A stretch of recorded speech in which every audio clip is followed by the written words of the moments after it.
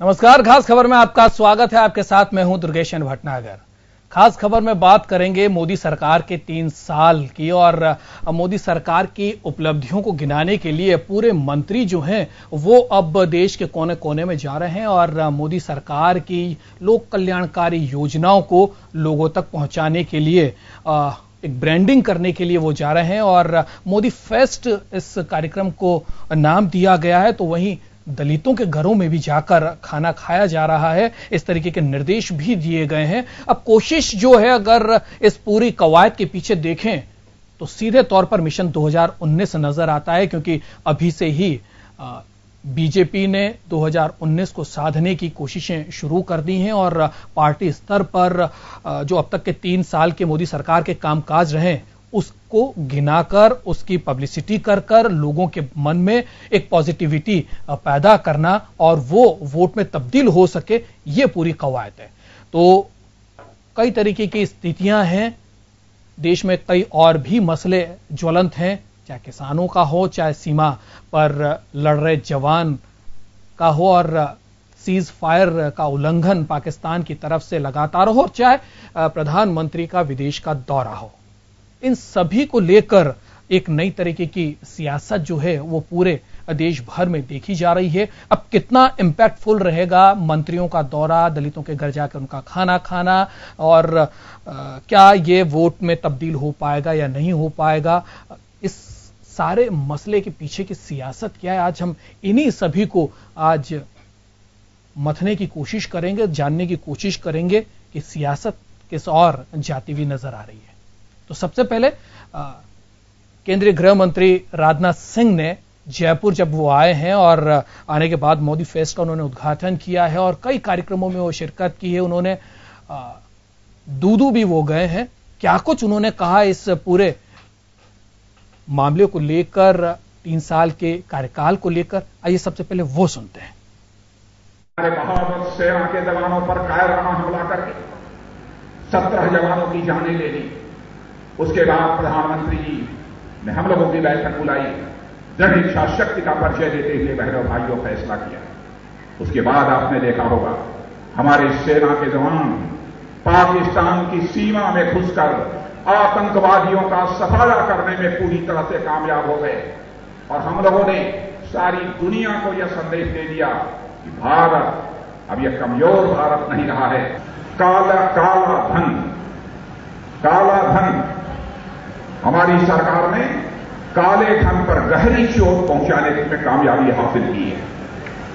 आप लोगों को याद होगा सरकार बनने के बाद पहली जो मंत्रिमंडल की बैठक हुई थी, काला धन चाहे वह भारत में हो अथवा दुनिया के दूसरे देशों में हो, उस काले धन को बाहर लाने के लिए हम लोगों ने प्रयास प्रारंभ कर दिया था। एसआईटी का हम लोगों ने पहले ही मंत्रिमंडल की बैठक में गठन किया था। काले धन को रोकने के लिए नोटबंदी का फैसला यह कोई साधारण फैसला नहीं था। मेरे बहनों भाइयों, आप सबको जानकर यह खुशी होगी कि अब हमारा भारत यह दुनिया के कमजोर देशों में नहीं गिना जाता, बल्कि हमारा भारत अब यह दुनिया के ताकतवर देशों के रूप में इसकी गणना की जाती है। जिस भारत को गरीब भारत कहा जाता था, आज उस भारत की अर्थव्यवस्था इतनी ताकतवर हो चुकी है, इतनी मजबूत हो चुकी है कि दुनिया के सभी देशों में सर्वाधिक तेजी से आगे बढ़ने वाली अर्थव्यवस्था यदि किसी देश की है मेरे बहनों भाइयों, तो आपके और हमारे देश।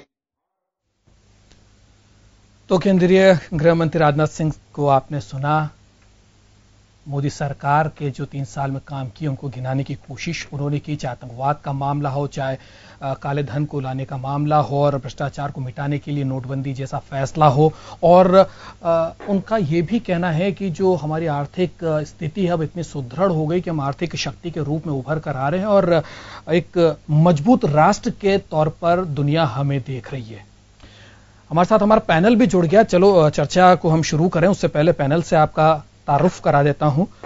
बीजेपी से शील धाबाई जी हमारे साथ जुड़ रही हैं, कांग्रेस से आरसी चौधरी साहब हमारे साथ जुड़ रहे हैं, सीपीआई से डीके छंगानी साहब हैं और डॉक्टर बालेंदु राजनीतिक विश्लेषक वो भी हमारे साथ जुड़ रहे हैं। सबसे पहले शील धाबाई जी, आपके पास आना चाहूंगा मैं। सरकार आपकी है, केंद्र में भी राज्य में भी, और केंद्र सरकार के 3 साल पूरे हुए हैं। इन 3 साल के कार्यकाल को लेकर अब देश के सभी कोने में मंत्रियों को टास्क दिया गया है, वो जा रहे हैं और अपनी जो 3 साल की उपलब्धियां उनको गिना रहे हैं। आपसे बस सवाल इतना सा ही है कि मोदी सरकार ने जब काम किया तो गिनाने की जरूरत क्यों? क्या कोई आपको संशय है कि शायद जहां तक लाभ पहुंचना चाहिए था वहां नहीं पहुंच पाया, क्रियान्विति में कहीं न कहीं कमी रह गई है, या इसके पीछे का और कोई मंतव्य है? जी, 3 साल में जो सरकार ने काम किया, 156 या 1-2 हफ्ते और ज्यादा समझ लीजिए, इतने कम दिनों में मैं कहती हूँ 3 साल का काम, वैसे 5 साल के लिए सरकार की जो योजनाएं बनती है 5 साल के लिए होती है, लेकिन 3 साल सरकार में जो काम किया है उसको जनता तक पहुंचना चाहिए और जनता तक पहुंचा भी है। और उसका परिणाम आपने देखा कि जिस प्रकार से 5 राज्यों में जो चुनाव हुए उनमें भारी बहुमत से जनता ने भारतीय जनता पार्टी की केंद्र सरकार के कामों पर मोहर लगाई। इसके साथ ही आप जो देखिए कि जो भी योजना है भारतीय जनता पार्टी की सरकार ने हर वर्ग को छूने का प्रयास किया है, चाहे वो किसान हो, मजदूरों, छात्रों, महिलाओं, युवाओं, श्रमिकों, हर वर्ग को उन्होंने छूने का प्रयास किया।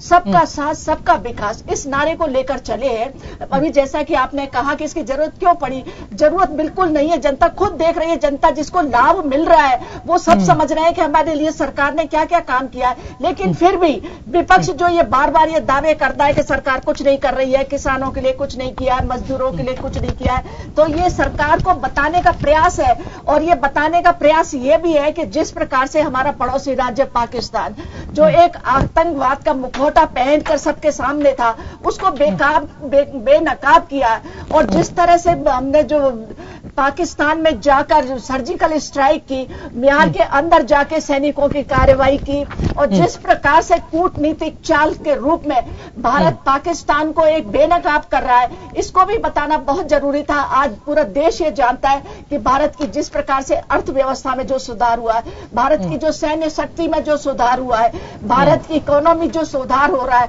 वो सब आज पूरा विश्व ये मान रहा है कि भारत एक बहुत अग्रणीय श्रेणी की तरफ आगे बढ़ रहा है। फिर चौधरी साहब आपकी तरफ आना चाहूंगा। फिर आप लोगों को क्यों लगता है कि सरकार काम नहीं कर रही है? काफी कुछ शील धाबाई जी ने गिनाया, उन्होंने कहा कि इसकी जरूरत भी नहीं है कि कहा जाए, जनता सब जानती है, लेकिन फिर भी एक परिपाटी होती है, परंपरा होती है कि सरकार जो काम करती है कम से कम उसका ढिंडोरा तो कम से कम पीटा ही जाना चाहिए। फिर आपको क्यों लगता है कि काम नहीं हो रहा है? सब जगह काम हो रहा है, उनको तो लग रहा है कि काम हुआ है, हर जगह हुआ है, फिर आप लोग क्यों उसको लगातार मुद्दा बनाते रहे कि सरकार विफल है, काम नहीं कर रही है? सीपीआई की तरफ से भी इस तरीके की बातें आ रही है, जो घोषणा पत्र लेकर चुनाव में आई थी मोदी के नेतृत्व में बीजेपी, वो उन घोषणा पत्र पे भी काम नहीं हो रहा।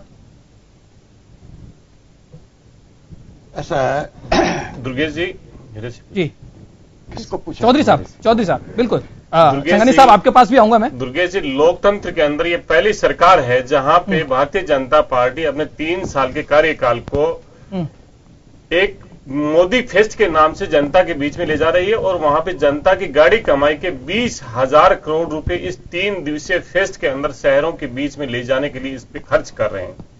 अगर इनको अपनी योजनाओं पे, अपने कार्य पे अगर इतना अकूट विश्वास होता और निश्चित रूप से जनता लाभप्रद होती, तो शायद सरकार को जनता की गाड़ी कमाई का, टैक्स पेयर्स का 20,000 करोड़ रुपए इस प्रकार के भव्य आयोजनों पे खर्च नहीं करना होता। तो निसंदेह ना तो इन्होंने जनता को कोई रिलीफ दे पाए और ना ही कहीं जनता के जुड़े हुए जो हित के काम हो पाए। इसलिए ये शहर के अंदर फर्जी आंकड़ों के जाल से महिमा मंडित करने का प्रयास कर रहे हैं। इन्होंने गृह मंत्री साहब कह रहे हैं कि सीमाएं हमारी सुरक्षित हो गई है, उसके बाद हम एक मजबूत राष्ट्र के तौर पर हम एस्टैब्लिश हुए हैं, पूरे विश्व में एक मजबूत राष्ट्र है, हमारी आर्थिक स्थिति जो मजबूत हुई है, हम आर्थिक तौर पर इस महाशक्ति जब भारतीय जनता पार्टी का चोगा पहन के जब बैठना होगा तो निश्चित रूप से किया या नहीं किया इसका आंकलन तो जनता करेगी। लेकिन यहाँ पे इनको कहने के लिए अगर ऐसा ही होता, अगर हमारी सीमाएं चौक चाबंद होती तो 3 साल के अंदर 172 बड़े आतंकी हमले हुए और पिछले 21 महीनों में 12 बड़े आतंकी हमले हुए।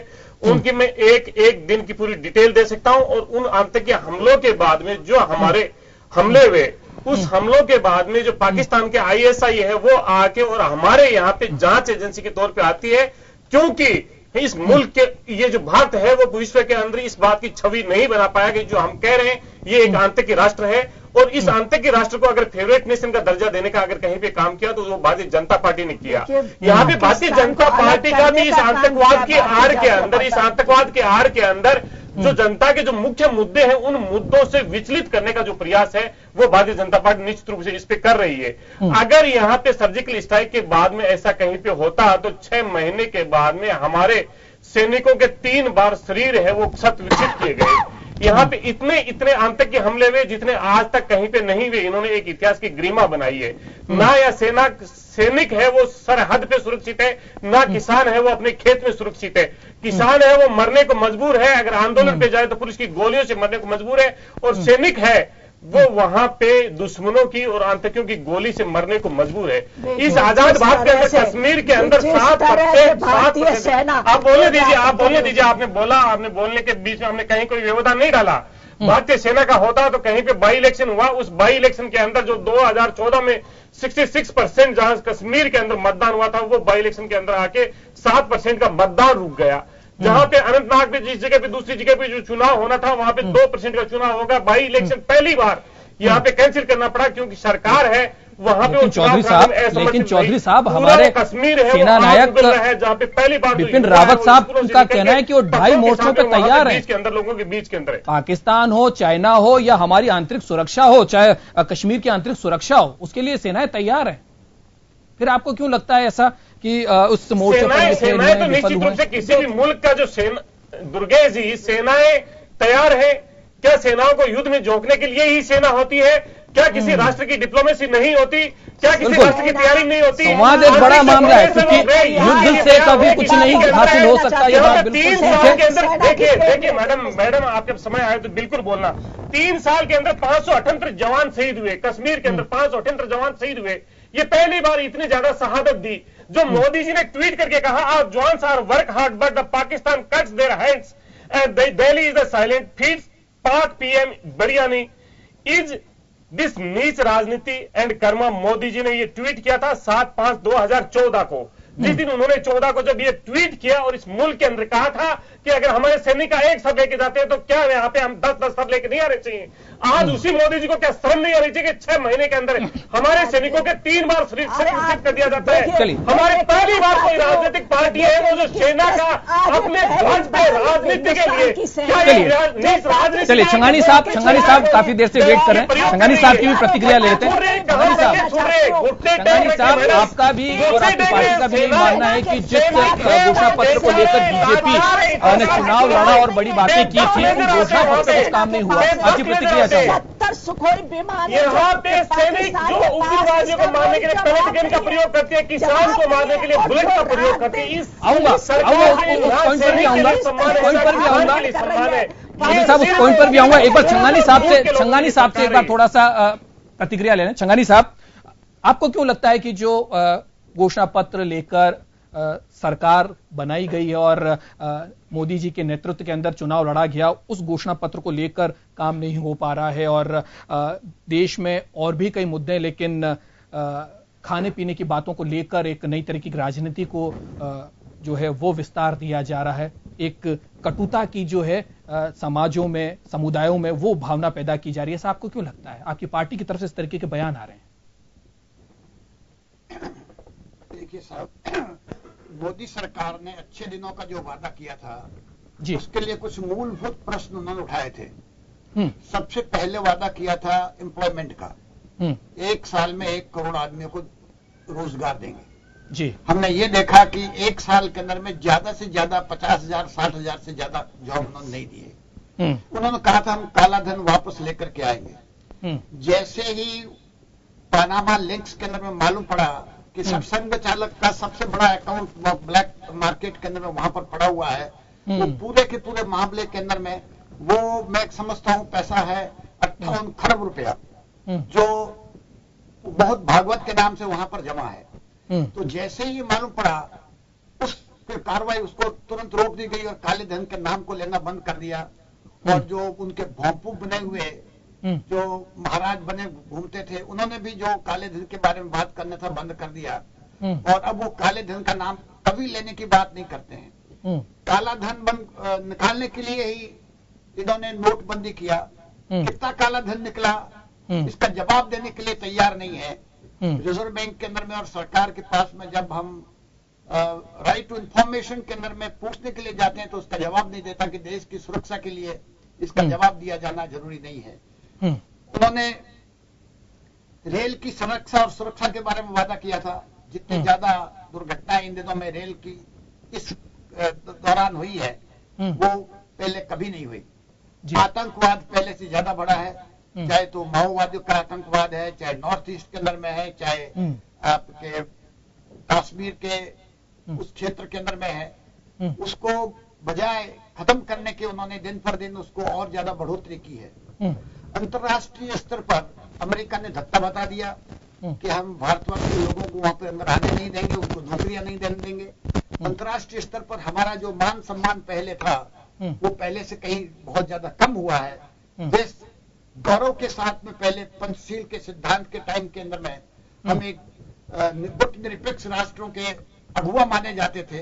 अब आज की तारीख के अंदर में एक पिछड़बू की तरीके से इनका आदर किया जाता है। इससे ज्यादा इनका कोई आदर करने की किसी की बात है नहीं।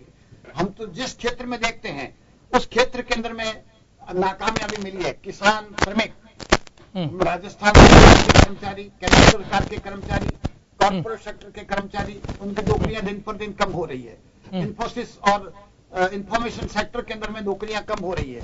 तो ये किस बात को लेकर के गौरवान्वित हो रहे हैं, किस बात का प्रचार कर रहे हैं? अपने मुंह पे थप्पड़ मार करके मुंह लाल बताने की बात कर रहे हैं। किसानों के आंदोलन जो चल रहा है ये साफ बताता है कि वादा खिलाफी के दल उसके आधार के ऊपर में ये अपने आप को सेल नहीं कर पाएंगे। आज अगर उत्तर प्रदेश के अंदर में किसानों का कर्जा माफ हो सकता है तो बाकी देश के हिस्सों के अंदर में क्यों नहीं हो सकता? तमिलनाडु के अंदर में आत्महत्याएं हो रही है, महाराष्ट्र के अंदर में हो रही है, राजस्थान के अंदर में अभी 4 दिन पहले कोटा के अंदर में एक किसान ने आत्महत्या कर ली इसलिए कि वो उसकी लहसुन की जो खेती थी वो सब बर्बाद हो गई, उसको खरीदने वाला कोई नहीं। बिल्कुल इन सारे मुद्दों पे आऊंगा छंगानी साहब। पहले राजस्थान के सारे इस पे शील धाबाई जी की हम प्रतिक्रिया लेंगे, लेकिन उससे पहले डॉक्टर बालेंदु जी से एक बार चर्चा कर लें, थोड़ा सा उनसे प्रतिक्रिया ले लें।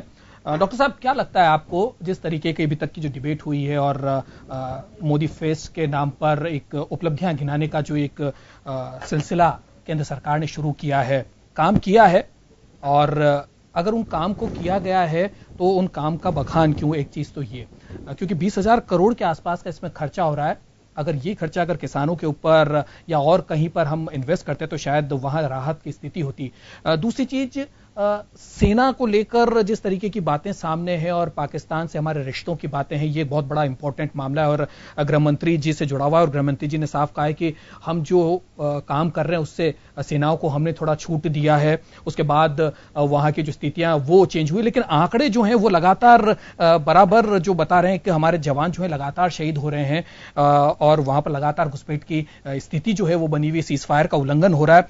ऐसे में क्या लगता है आपको, एक देश का, भारत जैसे देश का सेना नायक है, उसको इस तरीके की बयानबाजी करनी पड़ी? क्योंकि ये सियासी बयानबाजी हम देख सकते हैं, क्योंकि उनका कहना है कि हम 2.5 मोर्चों पर तैयार हैं, पाकिस्तान, चीन और आंतरिक सुरक्षा को लेकर जो मिलिट्री है वो तैयार है। ऐसे बयान एक सेना नायक को देने का कहां जरूरत आन पड़ी है? क्या इससे लगता है कि क्या सब चीजें सुधर जाएगी, या केंद्र सरकार का एक दबाव है सेना के ऊपर ताकि इस तरीके के बयान वो दें?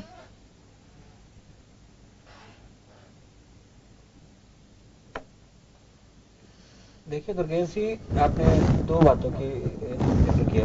पहला कि सरकार के द्वारा जो 3 साल की उपलब्धियां गिनाई जा रही हैं, इस पर जो खर्चा हो रहा है, ये वास्तव में एक पॉलिटिकल डिबेट का विषय हो सकता है और होना भी चाहिए। लेकिन यदि हम पीछे देखें, सरकार ने कहा था कि हम समय समय पर अपने कार्यों का हिसाब देंगे।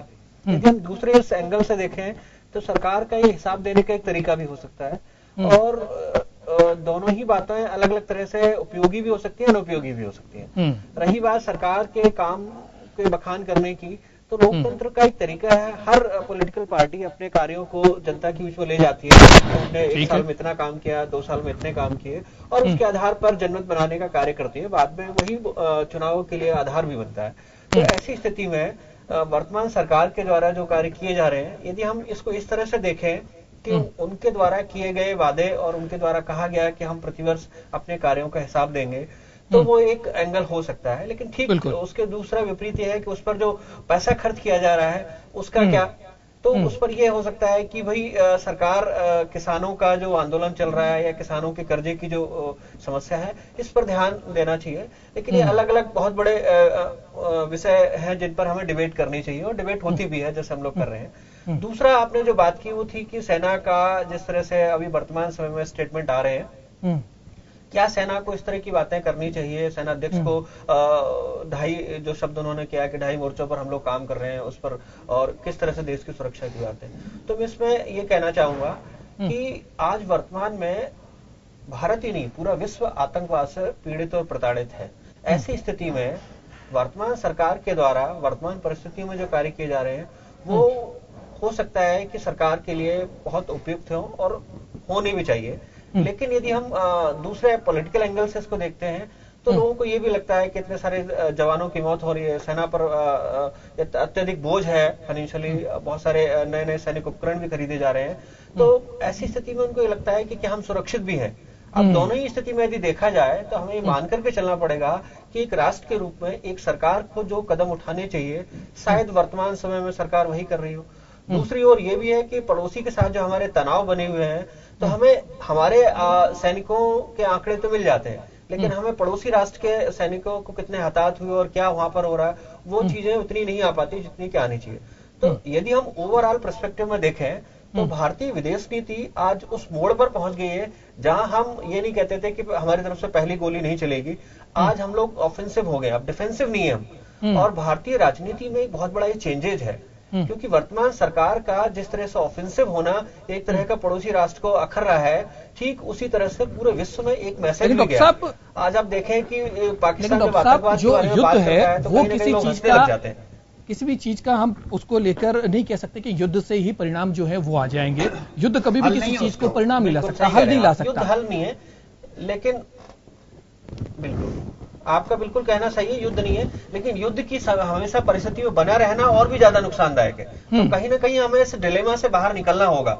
और मैं कह रहा हूं कि भारत ही नहीं पूरा विश्व आज इस मुहाने पर खड़ा है कि हर जगह आतंकवाद और उस तरह की घटनाएं जिसका कि हमारा पड़ोसी देश समर्थक है, वो सब चीजें हो रही हैं और भारत उसका सबसे ज्यादा परेशान देश है। जब हमारे देश के द्वारा या अंतर्राष्ट्रीय मंचों पर बात उठाई जाती थी तो लोग कहते थे ये तो आपके देश के लॉ एंड ऑर्डर की प्रॉब्लम है। आज वही आतंकवाद एक विश्वव्यापी समस्या बन गया।